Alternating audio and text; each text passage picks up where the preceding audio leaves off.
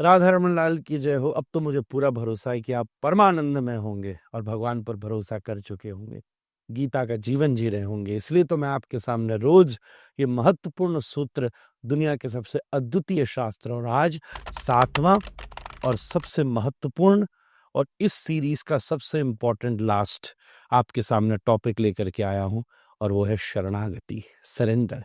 गीता का विश्राम ही सरेंडर से होता है। शरणागति का मतलब समझिएगा, it is not the weakness. Normally जो हमारी मटेरियल अंडरस्टैंडिंग है, हराने को शरणागति कहते हैं, कमजोरी को शरणागति कहते हैं। To experience the divine confidence, शरणागति इज नॉट द वीकनेस, शरणागति is gaining the divine confidence. एक बात मैं आपसे बताऊं, दुनिया के सामने जब आप झुक जाते हैं तो आपको कमजोर अनुभव होता है, ईश्वर के सामने जब आप झुक जाते हैं तो आपको बलवान अनुभव होता है। आप स्वयं इसका अनुभव कर सकते हैं। हनुमान जी राम जी के सामने यूं बैठते हैं, इसलिए तो जब लंका में जाते हैं तो गदा से पूरी लंका को जला डालते हैं।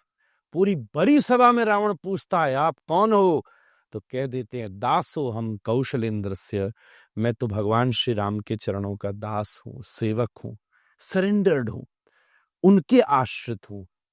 पर हनुमान जी जितने आश्रित हैं लंका में उतने हावी हैं। Surrender is never your weakness, surrender is gaining the divine confidence. सर्वधर्मान परित्यज्य मामेकम शरणम व्रज। मैं आपसे सत्य कहूं, एक दिन तो झुकाया ही जाएगा, पर जो भगवान का रहता है दास, वो कभी नहीं होता उदास।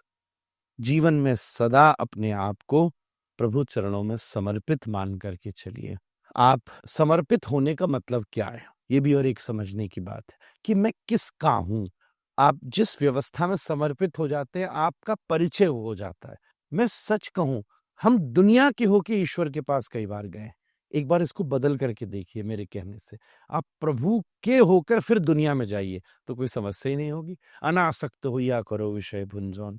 ये शरणागति ही सबसे बड़ी सामर्थ्य इस देश की है। डिवाइन कॉन्फिडेंस आपको मिले। गीता जयंती की बधाई हो। गीता जयंती पर स्पेसिफिक सीरीज आपका मंगल करे और जीवन में परिवर्तन लाए। हमें ईमेल, कमेंट्स या किसी भी माध्यम से जरूर इन्फॉर्म कीजिएगा कि आपने इस जर्नी में कैसा एक्सपीरियंस किया।